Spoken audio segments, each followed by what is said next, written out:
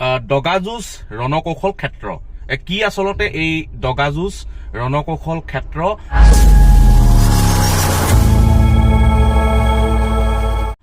বেলেগৰ কথা নকওঁ অসমৰ বিভিন্ন প্ৰান্তৰ লোকৰ কথা নকওঁ আমাৰ চৰাইদেউ জিলাৰ বহুতেই নাজানে ক'ত আছে এই ক্ষেত্ৰখন আৰু কি আছে ইয়াত আমি তাকে দেখুৱাবলৈ আজি এই ভিডিঅ'টোত আমি প্ৰয়ত্ন কৰিম আমি আহিছো বৰ্তমান তালৈ আৰু এই ক্ষেত্ৰখন আছে হুনাইৰ পৰা আপুনি মৰাণলৈ যোৱাৰ পথৰ কাকতিবাৰী হৈ যিটো হুনাইৰ পৰা মৰাণলৈ যোৱা পথ তাতেই ভজুৰ যিটো বুনিয়াদী প্ৰশিক্ষণ কেন্দ্ৰ তাৰ পাছফালে আছে আৰু মই আগফালে দেখাই দিছো এইটো মূল পথটো আৰু আপোনালোকে এতিয়া দেখিব এই পথটোৱেদি যদি আপোনালোকে আহে এতিয়া মেৰামতি হৈ আছে ৰাস্তাটো আৰু এইফালে এইখন সাইনবোৰ্ড চাওক ঐতিহাসিক দগাযুঁজ ৰণকৌশল ক্ষেত্ৰলৈ এয়া ভজু চৰাইদেউ অসম আৰু কি আছে দেখুৱাম আৰু তাৰ আগফালে আছে এইটো জিলা যিটো প্ৰশিক্ষণ কেন্দ্ৰ বুনিয়াদী প্ৰশিক্ষণ কেন্দ্ৰটো আছে আমি তাৰ ওচৰতে ক্ষেত্ৰখন আছে গতিকে আজিও অৱহেলিত অনাদৃত হৈ আছে এই ক্ষেত্ৰখন বহুতেই নাজানে ক্ষেত্ৰখন কি কিয় আচলতে এইখন নিৰ্মাণ কৰা হৈছিলে আৰু বহু বুৰঞ্জীবিদে কয় যে ইয়াত যিটো আহোম সৈন্যসকলে যেতিয়া যুদ্ধ বিদ্ৰোহৰ কাৰণে ইয়াত তেওঁলোকে প্ৰশিক্ষণ গ্ৰহণ কৰিছিলে বুলি কোৱা হয় গতিকে সেই ক্ষেত্ৰখন কেনেকুৱানো তাকেই দেখুৱাবলৈ চেষ্টা কৰিম ভিডিঅ'টো প্ৰথমৰ পৰা শেষলৈকে আমাৰ লগত চাই থাকক উপস্থিত আছো ঐতিহাসিক দগাযুঁজ ৰণকৌশল ক্ষেত্ৰ আছে চৰাইদেউত আপোনালোকক আগতে পাতনিতে আমি কথাটো ক'লো এয়া এই ক্ষেত্ৰ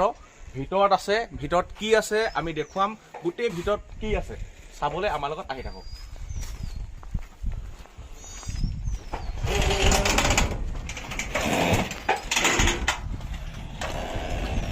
মোৰ গোটেই পাছফালে আছে গোটেই ঢিপ ঢিপ চব পুৰা ঢিপ ঢিপ আছে আৰু ইয়াতে মানে যিসকল আহোম সৈন্য ইয়াত প্ৰশিক্ষণ লৈছিলে কেনেকৈ প্ৰশিক্ষণ লৈছিলে কেতিয়া লৈছিলে হিষ্ট্ৰী বহুত কথা আছে সেই কথাখিনি পাতিবলৈ এজন বিশেষ ব্যক্তি আছে আমি তেখেতৰ লগত কথা পাতিম আৰু এতিয়া আমি গোটেই বস্তুটো দেখুৱাম বলক এইফালে চাওক গোটেই মানে ঢিপ ঢিপ কি আৰু নলা আছে এনেকৈ নলা ইফালে নলা আচলতে এইখিনি মাটিৰ ডোম আছে এইফালে এনেকুৱা এইখিনি গোটেইখিনি চাওক এইফালে চব এনেকুৱা মানে কি বুলি ক'ব লাগিব ঢিপ ইয়াত আচলতে গৰিলা প্ৰশিক্ষণৰ যিটো যুদ্ধটো লৈছিলে আৰু সেইটো এটা ওখ এটা আছে সেই তাৰপৰাও কিবা মানে কেনেকৈ কি হৈছিলেতো আমি নাজানো কিন্তু মেইন কথা হ'ল এইটো বুৰঞ্জী আছে জনপ্ৰবাদ আছে এনেকৈ প্ৰায় কিমান বিঘা মাটি ইয়াত আছে মইতো সবিশেষখিনি নাজানো আৰু এই গোটেই কামখিনিৰ লগত যে এজন ব্যক্তি জড়িত হৈ আছে ককাই ভাস্কৰ ৰাজখোৱা তেখেতে মানে এই বস্তুটোৰ লগত পুৰা ওতঃপ্ৰোতভাৱে পুৰা জড়িত হৈ আছে একদম একান্তভাৱে জড়িত হৈ আছে আৰু গোটেই বস্তুটো ইয়াৰ মাটি কিমান আছে ন এতিয়া 106 বিঘা 106 বিঘা 8 লোচা মাটি আছে আৰু এটা বৃহৎ এৰিয়া মানে চব এনেকুৱা আৰু এনেকেই আছে আৰু খুব বেয়া লগা কথা এটা কি এতিয়া কৈ লৈছোঁ দেই সেই সন্মুখত চক এইবোৰ কোনোবাই মানে মাটি চাটি খান্দি দিছিলে আৰু সেই সিফালেও বহুত মাটি চাটি কোনোবাই ইফালে খান্দি দিছিলে ন কোনোবাই মাটি চাটি খান্দি দিছিলে কিন্তু কি হ'ল এইকেইজন ব্যক্তি মানে তৎপৰতাত এই কামখিনি ৰখি গ'ল আৰু এটা ঐতিহাসিক সম্পদ ঐতিহাসিক স্থান কেনেকুৱা হ'ব লাগিছিলে আৰু কেনেকৈ আছে সেইবোৰে আৰু চক কেনেকুৱা হ'ব লাগিছিলে কেনেকৈ থাকিব লাগিছিলে কেনেকৈ আছে কিন্তু হ'লেও এনেকৈ এতিয়া কিবাকিবি অলপ কাম চাম তাত কৰি দিছে হৈ আছে আৰু মন্ত্ৰী যোগেন মোহন আৰু স্থানীয় বিধায়ক ধৰ্মেশ্বৰ কোঁৱৰ ডাঙৰীয়াও আহিছিলে ন সেইদিনা কিবা কৈছে নেকি কৈছে তেওঁলোক দুইজনে একগোট হৈ কিবা মানে আঁচনি কিবা আনিব আচলতে চাওক এইটো এটা ধুনীয়া মানে ছাইডটো পাৰ্ক বনাই পিনি একদম পৰ্যটকৰ আকৰ্ষণৰ কাৰণে কৰিব পাৰে যে চৰাইদেউ বিশ্ব ঐতিহ্য ক্ষেত্ৰ যদি হৈ যায় তেতিয়া এই থানবোৰ মানুহে চাব পাৰিব পৰ্যটক আহিব পাৰিব আৰু চৰাইদেউ বহুত মানুহে নাজানেই একদম ডাইৰেক্ট কথা নে অসমৰ কথা মই নকওঁ চৰাইদেউ বহুত মানুহে নাজানে ক'ত আছে এইবোৰ পুৰা নলাই পুৰা যুদ্ধ কৰি মানে পুৰা প্ৰেক্টিচ কৰিছিলে চব সেইফালে নলা এইফালে নলা চবফালে নলা এইফালে সেইটো ঢিপ চব মানে এনেকা ঢিপ মানে যিটো আমাৰ মৈদামটোৰ নিচিনা এনেকৈ আছে আৰু তাত পুৰা যুদ্ধ হৈছিলে পুৰা যুদ্ধ শিকিছিলে আৰু বাকী কথা কিন্তু আৰু মানে গোটেই চব এনেকুৱা অলপ কোনোবাই খান্দিলে মাছ চাছ ধৰিলে আজিকালি তেনেকুৱাটো হ'লেই আৰু কথা এটা মোৰ মনত পৰিলে এতিয়া দেই আপোনালোকক সেই কথাটো জনাম আপুনি অকণ এইফালে হ'ব কিবা ইয়াত উদ্ধাৰ হৈছিলে নেকি কিবা পুৰণা দিনৰ বস্তু হৈছে কি হৈছিলে খাল খান্দিছিলে পুখুৰী খান্দিছিলে এতিয়া তাত মাইহাং এখন উদ্ধাৰ মাইহাং দুখন তাৰপৰা লোটা 4টা এইখিনিতে বহুতে মাইহাং বুলি ক'লে এতিয়া বুজি নাপাব কাঁহী মানে যিখন আমাৰ ডাঙৰ কাঁহীখন মাইহাং আৰু কি আছিলে লোটা লোটা 4টা তাৰ পৰা ভোগতাল ভোগতাল মানে হেৰিখন ডাঙৰখন নহয় এইটো ভোৰতাল তাৰ পৰা জাঠি তাৰ পৰা তলা চাবিটা পাইছে প্ৰায় 2 কেজি ওজনৰ 2 কেজি ওজনৰ চাবি আৰু এটা চন্দুক পাইছিলে চন্দুকটো ভগা মানে লোহাৰ এইবোৰ বহুত বস্তু কিবা কিবি পাইছিলে মানে ইয়াত মানে আপোনাৰ খান্দোতে এতিয়াও কিবা কিবি খান্দিলে ঢেৰ বস্তু ওলাই যাব পাৰে আৰু খান্দিব নালাগে যেনেকৈ আছে তেনেকৈ থ'ব লাগে খালী বস্তুটো কি কৰিব লাগে অলপ ধুনীয়া কৰি দিব লাগে ধুনীয়া কৰি অলপ কি বুলি ক'ব লাগিব সজাই পৰাই দিব লাগে সজাই দিলে ইয়াত মানুহ আহি এটা ঠাইখন ডেভেলপ হ'ব দোকান পোহাৰ হ'ব কিবা কিবি হ'ব মানে পৰ্যটকৰ ক্ষেত্ৰখন ভাল হ'ব চৰাইদেউ বুলি ক'লে এনেও মানুহ আহেই আৰু ভাল হ'ব লাগে আৰু ইয়াৰ যিটো হিষ্ট্ৰী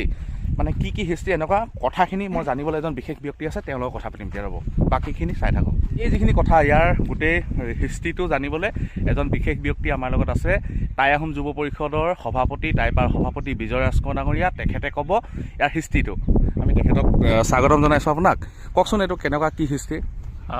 আমি আচলতে ঐতিহাসিক ডগাযুঁজ ক্ষেত্ৰ বুলি ক'লে চৰাইদেউ জিলা অৱস্থিত আৰু চৰাইদেউ বুলি ক'লে বুৰঞ্জীৰ আচলতে ঐতিহাসিক সমলৰ ভঁৰাল বুলি ক'ব লাগিব ইয়াতে আচলতে যেনিয়ে চাওঁ তেনিয়ে আচলতে বুৰঞ্জী সম্পদবোৰ আমি দেখিবলৈ পাওঁ আৰু এইখনো আচলতে চৰাইদেউ জিলাৰে অঞ্চলৰ ভোজু অঞ্চল যিখন ভোজু অঞ্চলৰ ঐতিহাসিক ডগাযুঁজ ৰণকৌশল ক্ষেত্ৰ নামাকৰণ কৰা হৈছে আৰু ইয়াৰ যদি আমি বুৰঞ্জী হিচাপে যদি চাওঁ তেতিয়াহ'লে অলপ পুৰণি সময়লৈ ঘূৰি যাব লাগিব 1663 চনলৈ যেতিয়া মিৰ্জুমলাই যেতিয়া অসম আক্ৰমণ কৰিছিল আচলতে সেই সময়ত হঠাৎ যেতিয়া অসম আক্ৰমণ কৰিলে মিৰ্জুমলাই তেতিয়া জয়ধ্বজ সিংহ স্বৰ্গদেউ আছিল আমাৰ গড়গাঁৱৰ অসমৰ স্বৰ্গদেউ আৰু তেতিয়া এই হঠাৎ আক্ৰমণ প্ৰতিহত কৰিব নোৱাৰি তেওঁ নামৰূপলৈকে ঘূৰি যাবলগীয়া হ'ল আৰু তেতিয়া এই যেতিয়া মিৰ্জুমলাই যেতিয়া গড়গাঁৱত দখল কৰি আছিল তেতিয়াই আচলতে এই ডগাযুঁজ ক্ষেত্ৰখনত এই ৰণকৌশল ক্ষেত্ৰখনে আহোম সৈন্যই ইয়াত গেৰিলাৰ আচলতে প্ৰশিক্ষণ লৈছিল আৰু এই গেৰিলাৰ প্ৰশিক্ষণপ্ৰাপ্ত সৈনিকে ৰাতি তেতিয়া মিৰ্জুমলাৰ সৈনিকক আক্ৰমণ কৰিছিল আৰু তেওঁলোকৰ সৈনিকসকল তেতিয়া আচলতে গোটেই মানে আমাৰ এই ঠাইডোখৰ আচলতে হাবি জংঘলে ভৰপূৰ আছিল আৰু ৰাস্তাত যেতিয়া সৈনিকসকলে যায় তেতিয়া হঠাৎ তেওঁলোকে জংঘলৰ ভিতৰৰ পৰা আহি তেওঁলোকক আচলতে আক্ৰমণ কৰিছিল আৰু এনেধৰণৰ আক্ৰমণ প্ৰতিহত কৰিব নোৱাৰিয়ে আচলতে মিৰ্জুমলাই এই গড়গাঁৱৰ পৰা আচলতে আঁতৰি যাবলৈ বাধ্য হৈছিল আৰু আচলতে এই যেতিয়া আমি চাওঁ যে এই আচলতে ডগাযুঁজ ৰণকৌশল ক্ষেত্ৰ পিছৰ পৰ্যায়টো শৰাইঘাটৰ যিটো বিখ্যাত আচলতে ৰণ সেই ৰণতো আচলতে এই আহোম সৈন্যই এই ডগাযুঁজ ৰণকৌশল ক্ষেত্ৰৰ পৰা প্ৰশিক্ষণপ্ৰাপ্ত হৈও সেই শৰাইঘাট যুদ্ধত অংশগ্ৰহণ কৰিছিল আৰু শৰাইঘাট যুদ্ধৰ জয়ৰ আচলতে মুখ্য ভূমিকাও এই সৈনিকসকলে কিন্তু লৈছিল বুলি বিভিন্ন বিজ্ঞজনে আমাক অৱগত কৰিছে মই আশা কৰিছোঁ ডগাযুঁজ ৰণকৌশল ক্ষেত্ৰখনৰ এনেধৰণৰ যি বুৰঞ্জীৰ ঐতিহ্য আছে আৰু এই বুৰঞ্জীৰ ঐতিহ্য যাতে আমাৰ গৰিমামণ্ড এই সম্পদসমূহ যাতে সংৰক্ষণ হয় আৰু বেদখল যাতে যেনেধৰণে আমি দেখিবলৈ পাইছিলোঁ বেদখল আজি যথেষ্ট ওচৰ পাজৰ মাটিখিনি বেদখল হ'ল আৰু ইয়াত খননো বহুতখিনি দুষ্কৃতিয়ে খননো মানে কৰা দেখিলোঁ গতিকে এনেধৰণৰ আচলতে যি প্ৰক্ৰিয়া এইবোৰ বন্ধ হ'ব লাগে আৰু চৰকাৰে গুৰুত্ব সহকাৰে লৈ এই ডগাযুঁজ ৰণকৌশল ক্ষেত্ৰখন পৰ্যটন থলী হিচাপে যাতে তেওঁলোকে গঢ়ি তোলে তাকে আমি আশা ৰাখিম বেদখল হৈছে ছাইডত বহুত মাটি কিবা কিবি হৈছে মানুহে দখল কৰিছে প্লাছ ইয়াৰ যিখিনি মানে আপোনাৰ খান্দিছে খান্দিলে খনাখিনি খান্দিলে কিন্তু হ'লেও এতিয়া যিভাগে আছে এইখিনিক যদি অলপ ধুনীয়াকৈ সজাই দিয়ে তেতিয়া বহুত মানুহ ইয়াত আহিব চাব পাৰিব আৰু আহি চাই এটা ধুনীয়া এটা বহুত বহল ব্যাসাৰ্ধ জেগাটো ইয়াত আহি পিনি মানে কোনোবাই আজিকালি মৰ্ণিং ৱাক কৰিব আহে কিবা কৰিব আহে এনেকুৱা এইবোৰ জেগাত আহি তেওঁলোকে মানে এটা ধুনীয়া গঢ় লৈ দিব গোটেই বস্তুটো মানে গতিকে সেইটো কাৰণে ৰজাঘৰীয়াই অকণমান চিন্তা কৰিব লাগে অলপ টকা পইচা দি এইটো অলপ মেৰামতি কৰি ধুনীয়া কৰি দিব লাগে আমাৰ লগত আৰু এজন ব্যক্তি আছে তেখেত হৈছে বুৰঞ্জীবিদ প্ৰিয়বৰ কোঁৱৰ তেখেতে যথেষ্ট অধ্যয়ন কৰিছে আৰু তেখেতে এই গোটেই অঞ্চলটো এই গোটেই ডগাযুঁজ ক্ষেত্ৰৰ লগত তেখেতো খুব জড়িত গতিকে তেখেতৰ লগত অলপ কথা পাতিম ক'ব আচলতে এই গোটেই স্থানটোৰ সম্পৰ্কে আপুনি কওকচোন কেনেকৈ কি আজি মই যিটো স্থানত থিয় হৈ আছোঁ এই ভূখণ্ডটো চৰাইদেউ জিলাৰ ভিতৰত আৰু বেচিক চেণ্টাৰটো তেনেই কাষতে আছে আৰু ভজু ৰেল ষ্টেচন পৰা এই ওচৰত সোণাৰী নগৰৰ পৰাও ওচৰত এই ভূখণ্ডটো 5খন নদীয়ে আগুৰি আছে সেইফালৰ পৰা ই নিৰাপদ তদুপৰি এই ভূখণ্ডটোৰ স্বৰ্গদেউ চুকাফাই যি সময়ত ৰাজধানী পাতিছিল চৰাইদেউত সেই সময়তে ইয়াত এই ডগাযুঁজৰ ক্ষেত্ৰখন পাতিছিল বুলি দৃঢ়ভাৱে ক'ব পৰা যায় এইকাৰণে যে এটা শক্তিশালী সৈন্যবাহিনী নাথাকিলে বা তেনেকুৱা সৈন্যবাহিনীবোৰৰ প্ৰশিক্ষণ নাথাকিলে কোনো দিনে এখন ৰাজ্যই আন ৰাজ্যবোৰক দমন কৰি বা পৰাজয় কৰাই বা শত্ৰুৰ সৈতে যুদ্ধ দি দেশৰ স্বাধীনতা অটুট ৰাখিব নোৱাৰিলেহেঁতেন। ইয়াত গোটেই মাটিকালি কিমান বয়? ইয়াৰ মাটিকালি আছে বৰ্তমান 124 বিঘা কেই কথা কিবা লোচা আছে। মানে দখল কৰাৰ পাছত মানে প্ৰায় 200 বিঘা মাটি আছিল। আৰু 200 বিঘা মাটি মানে 5 বিঘা মাটি এইটো আমাৰ স্কুলখনক দিলে, কস্তুৰবা গান্ধী প্ৰাথমিক কস্তুৰবা গান্ধী যিখন বিদ্যালয় আছে, তো 12 বিঘা মাটি হৰি মন্দিৰক দিছে, তাতে 12 হোষ্টেলটো দিছে, সেইটো আদৰ্শ বিদ্যালয়ৰ কাৰণে মাটি দিছে। আৰু তাতে বেচিক চেণ্টাৰৰ কাৰণে ইয়াত 50 বিঘা মাটি দিলে। এইদৰে কাট কুট কৰাৰ পিছত এতিয়া 124 বিঘাতকৈ অধিক মাটি ইয়াত আছে। আমি দুজন আহিছিলোঁ, এইফালে প্ৰাঞ্জল গগৈ, সকলোৱে চিনি পায়ে। তো গতিকে চাওক, চৰাইদেউ বহুত মানুহে নাজানে, কিন্তু এইটো একেবাৰে নাজানে, আমিও নাজানিছিলোঁ। মই গম পোৱা 6 দিনমান হৈছে মানে। নিজে আমাৰ নিজৰ কালচাৰখিনি নিজে গম পাব লাগে আচলতে ক'ত কি আছে। বেলেগ দেশলৈ চাবলৈ গৈ আছোঁ, নিজৰখিনি প্ৰথম চাই ল'ব লাগে সকলোৱে, মই সেইটোৱে ভাবোঁ। সেইটোৱে, গতিকে বস্তুটো চাওক, মই অসমৰ বেলেগৰ কথা নকওঁৱেই, আমাৰ নিজৰে বহুতে গম নাপায়। গতিকে গম পাব কেনেকৈ বস্তুটো, যেতিয়া দেখনীয়া হ'ব, হেৰি হ'ব, এনেকৈ যদি বেলি এনেকৈ হৈ থাকে তো এইটো গম নাপাব। এইবোৰ মাটিটো খান্দিলে আমি তেতিয়া আমি সংগঠন কৰি আছিলোঁ, তেতিয়া এইবোৰ আন্দোলন কৰি মেলি পূৰা আন্দোলন কৰি মেলি মানে এইবোৰ ৰখোৱা হ'ল। ইয়াৰ পৰা গোটেই মাটি খান্দিলে, কিবা কৰিলে, হ'লেও এতিয়া যি বস্তুটো আছে সেই থকাখিনিকে ভালকৈ কৰি দিব লাগে। আৰু ভিডিঅ'টো আপোনালোকে শ্বেয়াৰ টেয়াৰ কৰি দিবচোন, মানুহে